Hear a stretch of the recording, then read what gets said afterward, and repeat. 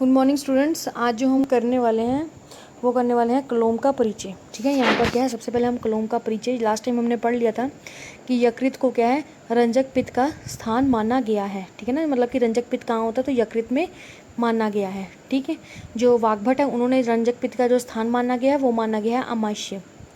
उसके बाद नेक्स्ट अगला आता है कि कलोम का परिचय। तो कलोम का परिचय में उन्होंने बोला कि कलोम को अलग नाम से भी बोला गया है, दैट इज़ अ तिल, और क्या बोला गया है, कलियक। ठीक है, क्या बोला गया है, कलियक। और यह क्या है, जल वही जो सिराएं हैं उसका क्या है, मूल है। ठीक है, उसके बाद क्या है, गर्भनी में रक्त और वायु से उत्पन्न होता है। मीन्स अगर जो क्लोम होता है वो किससे, रक्त और वायु से उत्पन्न होने वाला होता है। पूछ लिया जाता है कि जो क्लोम है वो किससे उत्पन्न होता है, तो वायु और रक्त, ठीक है ना, उससे उत्पन्न होता है। नेक्स्ट यहाँ पर लिखा कि जो प्राण वायु का जो स्थान है वो क्या बताया गया है, जो प्राण वायु का जो स्थान बताया गया है वो बताया गया है हृदय।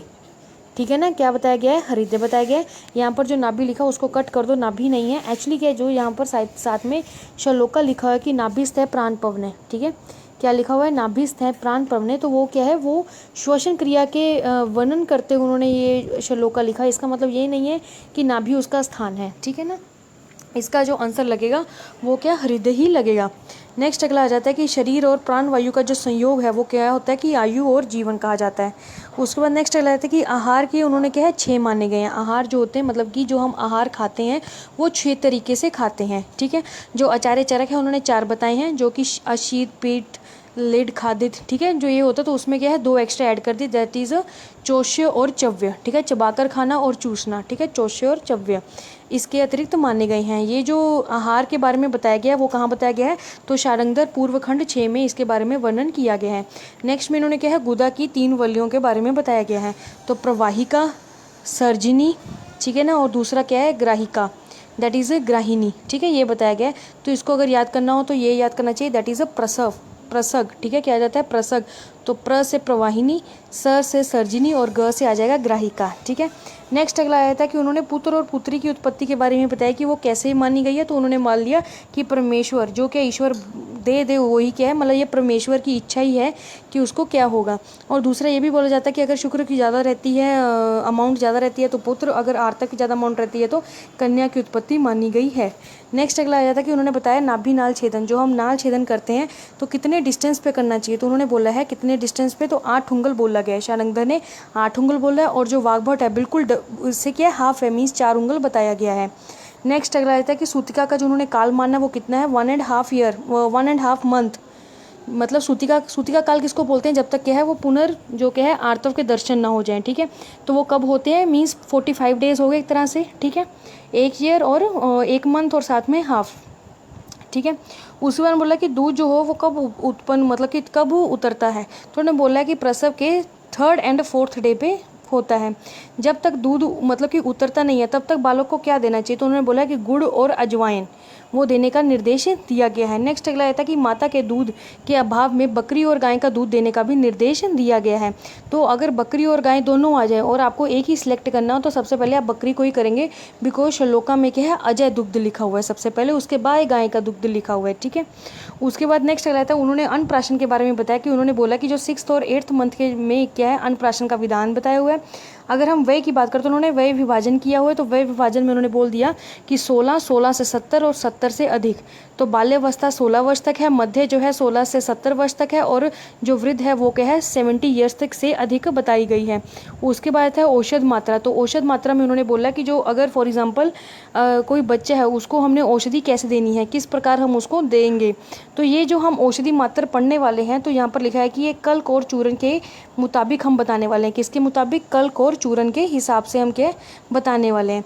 तो याद रखना कि जो प्रथम मास वाला जो होगा, जैसे कि एक महीने का जो होगा बच्चा, उसको 1 रत्ती देना है। ठीक है, अब 1 वर्ष तक मीन्स कि 12 मंथ हो जाएंगे, तो 1 रत्ती बढ़ाकर कितना हो जाएगा, 12 रत्ती हो जाएगा। मीन्स 1 मंथ में 1 रत्ती दी, 2 मंथ में 2 रत्ती दी, ऐसे उसकी क्या औषधि का डोज है, ठीक है। इस तरह करते करते जब 1 वर्ष हो जाएगा पूरा कंप्लीट, तो उसको 12 रत्ती या फिर क्या है 1 माशा उसको कंप्लीट देना है। क्या देना है? 1 माशा। अब आ जाता है वर्ष का, कि प्रति वर्ष क्या है उसको बढ़ाते जाना है, कि 1 वर्ष, दूसरे वर्ष, तीसरे वर्ष, ठीक है ना। तो प्रति वर्ष जब हम उसको बढ़ाते जाएंगे तो क्या हो जाएगा? 16 माशा हो जाएगा, ठीक है ना। मतलब कि अगर 16 साल तक हम इसको देंगे तो कितना हो जाएगा? 16 माशा। याद रखना, मंथ्स में रत्ती आ जाता है और ईयर्स में माशा आ जाता है, ठीक है। अब उन्होंने बोल दिया कि 16 से 70 तक क्या है यही मात्रा रखेंगे, ठीक है ना। मीन्स 16 माशा ही देंगे, चाहे वो 35 का है, चाहे 40 का है, चाहे 60 का है, ठीक है। तो 70 वर्ष तक उसको यही देना है। लेकिन जब 70 ईयर्स का वो हो जाएगा, जब उससे हम नीचे जाएंगे तो कैसे उन्होंने बोला कि देने को? तो उन्होंने बोला कि फिर जैसे 71 होगा तो एक एक रत्ती जो है, एक एक जो माशा है या एक एक रत्ती है वो अपने हिसाब से क्या हम घटाते जाएंगे। इस तरह का ये बताया गया है। नेक्स्ट अगला आ जाता है, ये किसके अकॉर्डिंग बताया गया है? तो ये कल्क और चूरन के लिए बोला गया।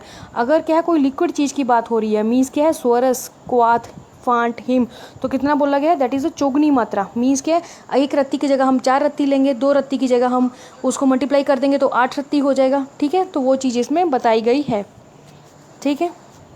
नेक्स्ट उन्होंने बोला कि कौन कौन सी जो हम कल्पनाएं करते हैं तो वो किस किस उम्र में करने को बोला गया है। तो सबसे पहले आ जाता है हमारे पास कि कल्क और जो गंडूश है वो 5 वर्ष के पश्चात करनी चाहिए, नस्य 8 वर्ष के पश्चात करनी चाहिए। लेकिन वाघभट ने बोला कि 7 to 80 करनी चाहिए। विरेचन जो है वो 16 वर्ष के पश्चात करनी चाहिए। वाघभट ने बोल दिया कि वमन और विरेचन 70 वर्ष तक करनी चाहिए, ठीक है ना। देखो, विरेचन सिर्फ उसने बोला, विरेचन का प्रयोग 16 वर्ष के बाद। उन्होंने वमन विरेचन नहीं बोला, उन्होंने सिर्फ विरेचन का बोला। लेकिन वाघभट ने वमन विरेचन 10 to 70 ईयर्स बोल दिया। मैथुन का जो बोला गया है वो 20 ईयर्स, ठीक है ना। आफ्टर 20 ईयर्स बोला गया। उसके बाद अंजन हम 2 प्रकार के पढ़ते हैं, एक तो सोवीरांजन होता है, एक रसांजन होता है। जो सोवीरांजन होता है वो नित्य करना चाहिए। जो रसांजन होता है उन्होंने क्या बोला है कि जब तक क्या है तब तक करना चाहिए जब तक क्या है स्राव, मतलब कि ये स्राव के लिए होता है कि आंखों में से जो भी गंदगी वगैरह है या फिर कोई भी कफ वाला जो स्राव है उसको निकालने के लिए क्या है रसांजन का प्रयोग किया जाता है। तो उन्होंने बोला कब तक करना है बोला गया, तो उन्होंने 5th रात्रि या 8th रात्रि को क्या है करने को बोला गया है। और वाघभट ने क्या बोला गया है 7, ठीक है ना, 7 रात्रि। उसके बाद नेक्स्ट अगला आता है इंपॉर्टेंट, वेरी वेरी इंपॉर्टेंट है कि हरास क्रम, ठीक है। तो आपको हरास क्रम याद रखने हैं। तो हरास क्रम को याद करने के लिए सबसे पहले इसका रेफरेंस कहाँ है? तो इसका शानंदर पूर्व खंड 6 में ही इसका रेफरेंस आता है।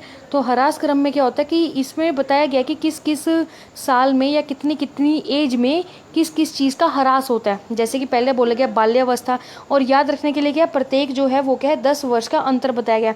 जैसे बाल्यावस्था अगर 10 है तो वृद्धि जो अवस्था होगी वो कितनी होगी? 20 होगी।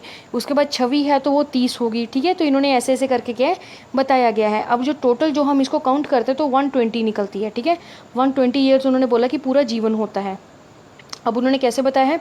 तो इसके लिए पहले ना एक मिमोनिक लिख लो, ठीक है। एक लाइन है, उससे आप लोगों को इसका सीरियल ऑर्डर में याद रहेगा। तो लिखो, हे बाल वृद्ध, वृद्ध से वृद्धि याद करना, वृद्ध से बूढ़ा नहीं है, वृद्ध से आ जाएगा वृद्धि, ठीक है। तो लिखो, हे बाल वृद्ध, छवि में तू दृष्टि मत लगा, ठीक है ना। वो चेतावनी दे रहा है कि हे बाल वृद्ध, छवि में तू दृष्टि मत लगा, ठीक है। उसके बाद क्या? शुक्र विक्रम से नाश होगा, शुक्र विक्रम से नाश होगा, बुद्धि कम होगी, मन जीवन का ह्रास होगा, ठीक है ना। मन जीवन का ह्रास होगा, हो गया, लिख लिया। अब इसमें देखो क्या बोला हमने, हे बाल वृद्ध, तो बाल से बाल्य, वृद्ध से वृद्धि, ठीक है। हे बाल वृद्ध, छवि, तो छवि से छवि रहेगा, छवि में, तो में से मेधा आ जाएगा, छवि में दृष्टि, दृष्टि से छवि में तू, तो तू से आ जाएगा त्वक, दृष्टि आ गया।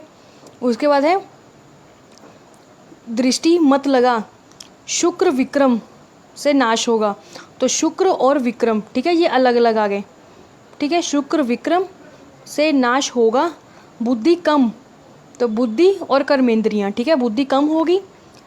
उसके बाद क्या बोला है? मन जीवन का ह्रास होगा। यहाँ पर जो चेत वर्ड लिखा है चेत, तो चेत क्या है? मन है, तो मन और क्या आ जाएगा? जीवन, ठीक है। तो ये क्या है, ह्रास होगा। तो अगर हम इसको टोटल काउंट करते हैं, अगर आप हर किसी के नीचे 10-10 लगाएंगे, 10 मीन्स बाल्य के नीचे 10 आएगा, वृद्धि के नीचे 20 आएगा, छवि के नीचे, ठीक है ना, 30, फिर 40, 50, 60, दृष्टि तक 60 आ गया। उसके बाद 70 वर्ष की आयु में क्या है, शुक्र का ह्रास हो जाता है। उसके बाद क्या बोला, विक्रम जो है उसका 80, बुद्धि का 90, 100 में कर्मेंद्रियाँ, 110 में मन और 120 में क्या है, जीवन का ह्रास हो जाता है। इसलिए टोटल कितना बताया गया, 120 बताया गया है। नेक्स्ट अगला आ जाता है कि वात प्रकृति के लक्षण, पित्त प्रकृति के लक्षण और कफ प्रकृति के लक्षण बताए गए। अब वात प्रकृति के लक्षण में क्या बोला गया, अल्पकेश, ठीक है ना। इसमें क्या बोला गया, अल्पकेश। जो वातेश प्रकृति वाले होते हैं उनके अल्पकेश होते हैं। जो केश भी होते हैं वो भी क्या होते हैं, रुक्ष होते हैं। वाचाल, बहुत बोलते हैं, ठीक है ना। उसके बाद क्या बोला है कि चल मानस है, ठीक है ना, चल मानस है। तो उनका जो मन है वो क्या है, हमेशा इधर उधर भटकता रहता है। मीन्स कि ये सोचो वो सोचो, वो स्थिर नहीं रहता उनका मन। और उनको जो सपने आते तो क्या होते हैं, दैट इज़ अ आकाशचारी स्वप्नेशु, ठीक है। उसके बाद आता है पित्त। तो पित्त में क्या होता है, अकालपति व्याध्यो। तो जैसे कि खालित्य पालित्य टाइप के जो रोग होते हैं, पालित्य जैसे किसी के बाल सफ़ेद हो जाते हैं, ये मोस्ट कॉमनली देखने को मिलते हैं। तो वो किसकी प्रकृति वालों को होते हैं, वो पित्त वाली जो प्रकृति होती है उनमें ये देखने को मिलते हैं, ठीक है। और धीमान, बुद्धिमान वाले होते हैं। उसके बाद स्वेदी, उनको बहुत ज़्यादा स्वेद आता है। रोशना मीन्स क्या है कि उनको गुस्सा ज़्यादा आता है। स्वपन में वो ज्योतिषाना दृष्ट है, मीन्स उनको क्या है, आग जलती हुई ऐसा कुछ दिखाई देता है, रोशनी आग टाइप। उसके बाद नेक्स्ट आता है कफ। तो कफ में बोला गंभीर बुद्धि, ठीक है, स्थूल अंगा, स्निग्ध केशा, महाबल है। और स्वपन में कैसे होंगे, दैट इज़ जल लोकी टाइप के उनको दिखेंगे। उसके बाद नेक्स्ट अगला आ जाता है कि जो उष्ण और उन्होंने वीर्य के 2 भेद बताए। तो कौन कौन से आए थे, उष्ण और शीत भेद बताए हैं। विपाक के उन्होंने 3 भेद ही बताए हैं। मधुर अम्ल कटु बताए हैं। स्रोतोस उन्होंने असंख्य बताए हैं। उन्होंने क्या है, अग्न्याशय को पित्त के अग्नि रूप मानते हुए उन्होंने जो प्रमाण माना है वो तिल रूप में, 3 मात्रा में माना है। मीन्स क्या है, उन्होंने अग्नि रूप को क्या मान लिया, अग्नाशय मान लिया। और जो अग्नाशय का जो प्रमाण बताया, कितने अमाउंट में बोला, तो उन्होंने तिल प्रमाण बताया है। वमन में क्या है, यकृत। अगर हम वमन वो बोले कि अगर वमन होता है तो क्या होता है कि वमन में यकृत स्थित पित्त का क्या होता है, निहरण होता है। उसके बाद नेक्स्ट अगला था कि बोधक कफ में क्या है, जैसे कि हमारे क्या होते हैं, कफ होते हैं 5 प्रकार के। जो कफ जो होते हैं 5 प्रकार के, तो उन्होंने बता दिया गया है कि उन्होंने कुछ ना जो कफ हैं, जैसे कि बोधक होता है, श्लेष्मिक कफ होता है, ठीक है ना, यहाँ पर लिखा हुआ है तर्पक कफ होता है। तो इनके क्या कुछ के नाम चेंज कर दिए, जैसे कि जो बोधक कफ है उसको रसन कफ बोल दिया, और जो तर्पक कफ होता है उसको स्नेह कफ बोल दिया, ठीक है। तो उसके नाम से संबोधित किया गया है। अब वो बोल रहे स्नायु क्या होता है, तो उन्होंने बोला कि जो मांस अस्थि संधि को क्या करता है, बंधन कर्म करता है, उसको स्नायु बोला गया है। उसके बाद संधियों के उन्होंने 2 प्रकार के भेद बताए हैं। तो कौन कौन से, चेतनवान और स्थिर जो है बताए गए हैं। उसमें बोला गया कि जो शाखा, हनु और कटी है वो क्या होती हैं, चेतनवान संधियों में होती हैं। नेक्स्ट अगला आता है ग्रीवा और हृदय के संबंध में क्या बोली गई है, रखने वाली जो कंडराएं होती हैं उससे क्या होता है, लिंग की उत्पत्ति मानी गई है। उसके बाद नेक्स्ट अगला आ जाता है समान वायु के प्रेरित रस का रंजक पित्त द्वारा हृदय। देखो इन्होंने क्या बोला है कि जो रस का जो रंजन होता है, मीन्स क्या है, जो उनका कलर बनता है, तो वो कहाँ बनता है, तो वो समान वायु से ही बनता है। प्रेरित होकर वो क्या है, हृदय में की ओर जाते हैं, ठीक है ना। नेक्स्ट उन्होंने बोल दिया कि अंजन, लेपन, स्नेह, स्नान, अभ्यंग, परिमर्श, ठीक है ना, प्रतिमर्श होता है ना, एक मर्श होता है, एक प्रतिमर्श। तो वमन, इन उपक्रमों का क्या है, प्रयोग जो है जन्म से ही कर देना चाहिए। नेक्स्ट उन्होंने ना भस्मक रोग भी बताया है। तो उन्होंने बोला कि भस्मक जो होता है, भस्मक की जठर अग्नि विकारों से गणना करते हुए वात और पित्त जो है उसमें प्राधान्य बताया गया है, ठीक है। नेक्स्ट अगला आता है सोम रोग। तो सोम रोग की चिकित्सा में क्या देना चाहिए, कदली फल। तो कदली मीन्स केले का होता है, तो केले का फल, और साथ में क्या, आमल की सोरस को शकरा के साथ लेकर देना चाहिए। अब सबसे पहले आता है कि सोम रोग किसने दिया था, तो वंगसन ने सब प्रथम दिया था, ठीक है। नेक्स्ट अगला आता है उदग्ध रोग में क्या है, गैरूक, काली मिर्च और मधु के अभ्यंतर प्रयोग कराना चाहिए। शल्य पद में क्या है, शाखोटक, ठीक है। शल्य पद में क्या आता है, शाखोटक का प्रयोग बताया गया, लेकिन शाखोटक का भी सबसे पहले जो प्रयोग बताया गया है शल्य पद में वो भी वंगसेन ने ही बताया है। इसके बाद अगला आ जाता है कि इलायची, दालचीनी और तेजपत्र को त्रिगंधक बोलते हैं, या तो इसको त्रिगंधक भी बोलते हैं, त्रिजात भी बोलते हैं, दोनों को मीनिंग सेम ही है। इन्होंने त्रिगंधक वर्ड लिया, उसको ही डांट, ठीक है, वर्ड याद रखना, डांट, DAT डांट, उसको डांट पड़ती है, ठीक है। तो डी से आ जाएगा दालचीनी, ए से आ जाएगा इलायची और टी से आ जाएगा तेजपत्तर। ठीक है, नेक्स्ट अगला आ जाता है कि चूरन को घृत या मधु में मिलाकर चाटना हो तो घृत। अब उन्होंने बोला कि अगर कोई भी औषधि है, ठीक है, हम उसके साथ अनुपान लेते हैं, अगर अनुपान में हमने क्या लेना है, घृत लेना है, क्या लेना है, घृत लेना है या फिर क्या लेना है, मधु लेना है। फिर तो क्या, जैसे कि अगर हम 1 स्पून अगर चूरन का ले रहे हैं तो उसमें क्या है 2 स्पून जाएंगे घृत के या मधु के। अगर हम उसको क्या है द्रव्य के साथ ले रहे हैं, मीन्स तक्र या दूध के साथ ले रहे हैं, तो उन्होंने क्या बोल दिया 4 गुना इसमें क्या होना चाहिए, अमाउंट इसकी कितनी होनी चाहिए, 4 गुना बताई गई है। नेक्स्ट अगला आता है कि चूरन अवलेह गुटिका एवं कल्क के लिए क्या है, वात पित्त कफ व्याधियों के अनुपान में 3 2 1 पल बताई गई है। याद रखना कितने ये पल में है, तोला में नहीं है, तो 3 2 1। ठीक है, नेक्स्ट अगला बोला कि स्नेहन की जो मात्रा बताई गई है वो 1 पल बताई गई है। आसवरिष्ठ की जो मात्रा वो भी 1 पल बताई गई है। ठीक है, और इन्होंने क्या है 7 धातुएं बताई गई हैं और साथ ही क्या है उपधातु बताए गए, मीन्स 7 ही है दोनों। तो 7 जो धातुएं बताई गई हैं उसमें आता है कि सुवर्ण आ गया, तार आ गया, आर, ताम्र, नाग, वंग, तीक्ष्ण। ठीक है, उपधातुओं में आ गया माक्षिक, तुथ, अब्र, नीलांजन, मनाशिला, हड़ताल, रसक। उसके बाद इन्होंने क्या है 9 विष बताए हैं और 7 धातुएं 7 उपविष बताए हैं।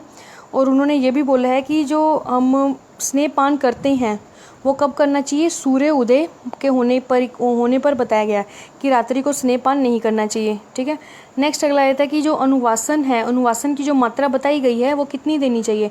अनुवासन बस्ती होती है ना, तो वही है कि अनुवासन की मात्रा कितनी है।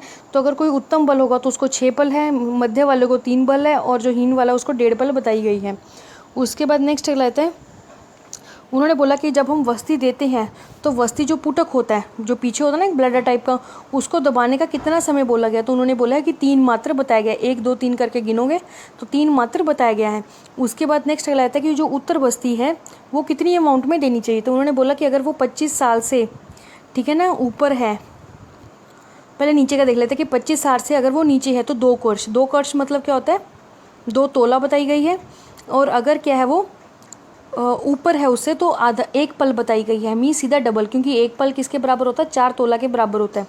ठीक है ना, तो याद करने के लिए याद रखना कि 25 से अगर कम है तो 2 तोला है, अगर 25 से ज़्यादा है तो 4 तोला आ जाएगी। ठीक है, नेक्स्ट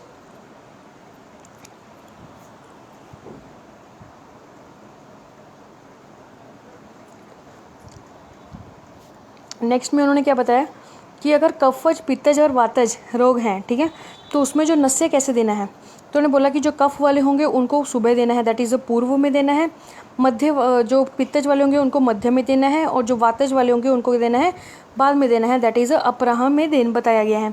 यद्यपि नस्य कर्म का दिन में निर्देश्य है मगर उत्कट अवस्था में क्या है रात्रि में नस्य हम दे सकते हैं।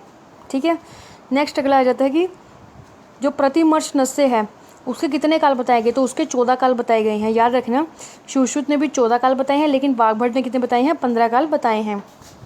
उसके बाद नेक्स्ट, जितना स्नेह नाक में डाल दें, ठीक है ना, उन्होंने बोला कि हमें कितना स्नेह जो है वो नाक में डालना चाहिए। हम मर्श और प्रतिमर्श की बात करें, नस्य की बात करें, तो उन्होंने बोला कि जब तक क्या है थोड़ा सा स्नेह क्या है मुंह में ना आ जाए तब तक क्या है स्नेह को लेना चाहिए। उसके बाद नेक्स्ट लाया था कि नस्य जो है वो धारण काल कितना बताया गया है। तो नस्य को धारण काल में बोला कि 5 7 10 मात्र तक बताया गया है। उस वाम या दक्षिणी पाशव, उन्होंने उसके बाद क्या है, उन्होंने सबसे पहले ये बोल दिया कि कितने काल तक बताया गया है। तो 5 7 और 10 मात्र काल तक बताया गया है ठहरने का। उसके बाद क्या है, जब जैसे कि हम अगर नस्य डाल रहे हैं तो उससे क्या होगा, कुछ ना कुछ क्या है जैसे स्लाइवेशन टाइप की एक्सक्रीशंस होती हैं, स्लाइवेशन नहीं सिक्रीशंस होती हैं।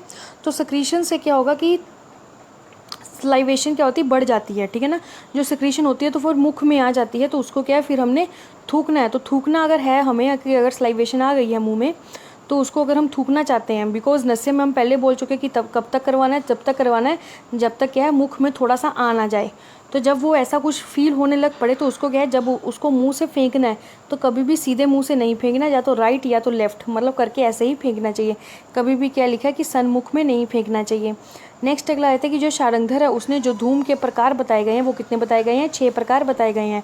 तो 6 को अगर याद करना तो याद रखना है कि शबर कबाब, क्या याद करना है, शबर कबाब, ठीक है ना, शबर कबाब।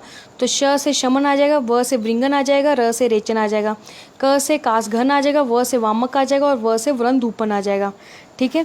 उसके बाद जो नेक्स्ट उन्होंने बोला कि जो शमन है उसको क्या है, उसके भेद बताए गए हैं दो, शमन के 2 भेद बताए हैं, वृंगन के 2 भेद बताए हैं, उसके बाद रेचन के 2 भेद बताए हैं। तो सबसे पहले बात करते हैं, जैसे शबर है ना, तो शबर के 2 भेद बताए हुए हैं सबके।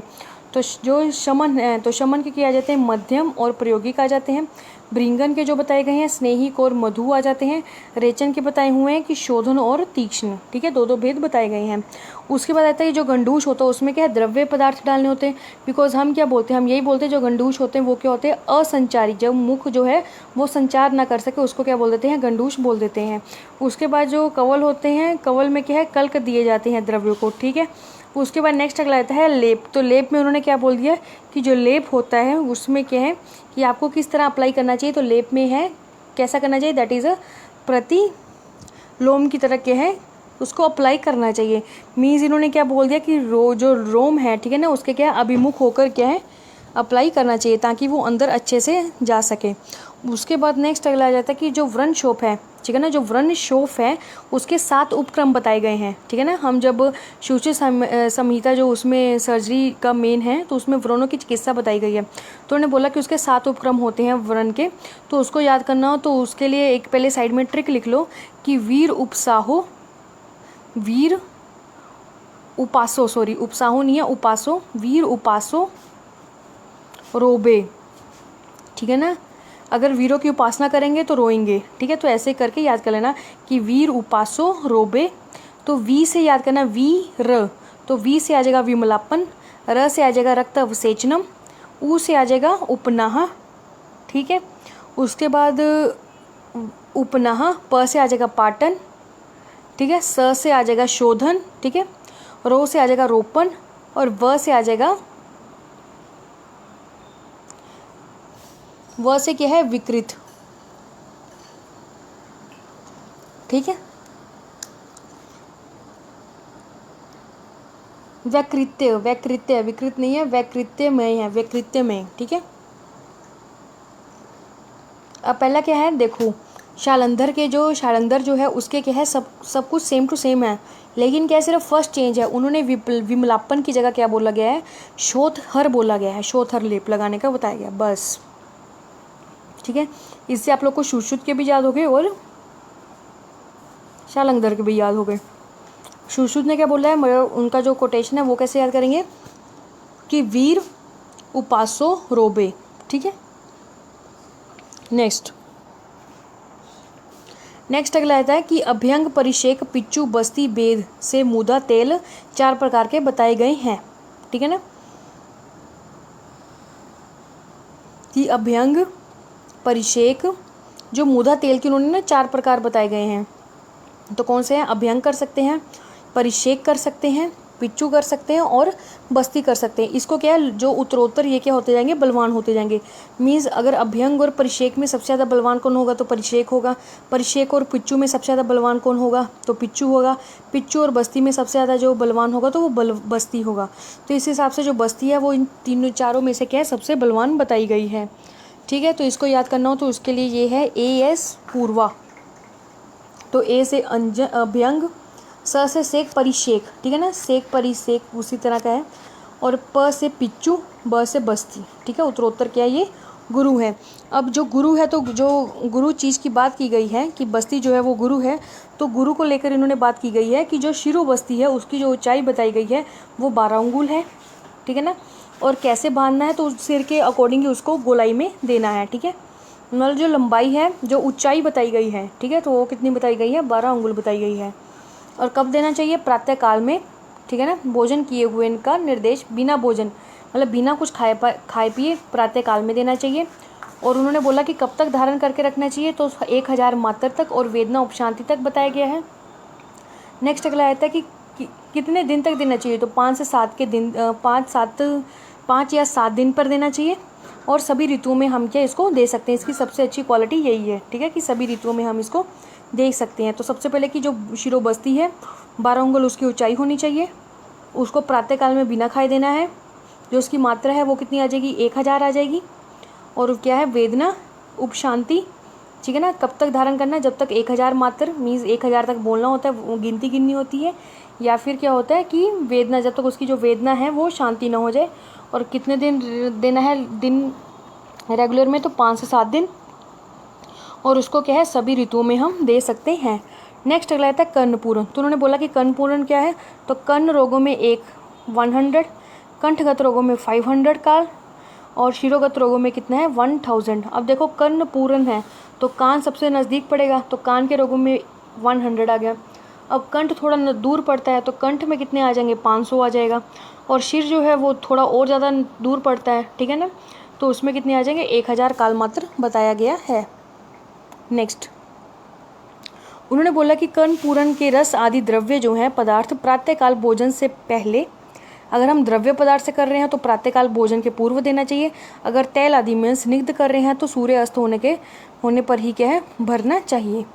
नेक्स्ट अगला जो आ जाता है वो हम पढ़ते हैं ना कि श्रृंग जलोका अलाबू, तो उसमें बोला गया कितने कितने उंगल पर, मतलब कि बताया गया कि कितना वो रक्त शोधन कर लेता है। तो उन्हें बोला कि जो श्रृंग है वो 10 उंगल तक, जलोका जो है वो 1 हाथ तक, तुम्बी जो है वो 12 उंगल तक, पछ जो है ठीक है ना दैट इज पद वो 1 उंगल तक, और जो सिरावेद है वो संपूर्ण रक्त को क्या है निकाल देता है। मतलब वो अकॉर्डिंग टू है कि आपने लोकलाइज करना है या फिर आपने फुल बॉडी करना है, ठीक है ना। तो अगर लोकलाइज कोई ना कोई पार्ट होगा तो कितना एरिया आपको चाहिए उस हिसाब से बताया गया, और ये दोषों के अकॉर्डिंग भी बताया गया है, ठीक है। जब पंचकर्म आएगा तो उसको हम और एक अच्छे एक्सप्लेनेशन से पढ़ेंगे। अभी के लिए बस इसका उंगल याद कर लो कि श्रृंग जो है वो 10 उंगल, जलोका जो है 1 हाथ, तुम्बी जो है 12 उंगल, पद जो है 1 उंगल, और जो सिरावेद है संपूर्ण शरीर से निकालने के लिए बोला गया है, ठीक है ना। उसके बाद नेक्स्ट आए थे, इसने ना नेत्र क्रियाकल्प बताए हैं, ठीक है ना। जो नेत्र क्रियाकल्प बताए हैं वो कितने बताए हैं, टोटल 7 बताए हैं। तो 7 में कौन कौन से आते हैं, सेक, आश्चोतन, पिंडी, विडालक, तर्पण, पुटपाक, अंजन, ठीक है। तो उसमें जो पिंडी और विडालक है, तो विडालक के लिए बोला गया कि ये वाग्भट का अवदान है, और जो पिंडी है ठीक है तो वो क्या है, जो विडालक है वो वाग्भट का अवदान है, और जो पिंडी है वो किसका है, वो शार्ंगधर का अवदान बताया गया है, ठीक है। उसके बाद नेक्स्ट इंपॉर्टेंट है एक चीज़ बताई गई इसमें, वो बोला गया दंतवर्ती। अब देखो नाम सुनने से ऐसा लगता है कि दांतों के लिए कुछ होगा कि दंतवर्ती है, लेकिन याद रखना कि जो दंतवर्ती है वो किसके लिए, वो नेत्रगत शुक्र रोग के लिए बताई गई है। मीन्स याद रखना है आपको कि नेत्र रोगों के लिए दंतवर्ती का नाम दिया गया है, ठीक है।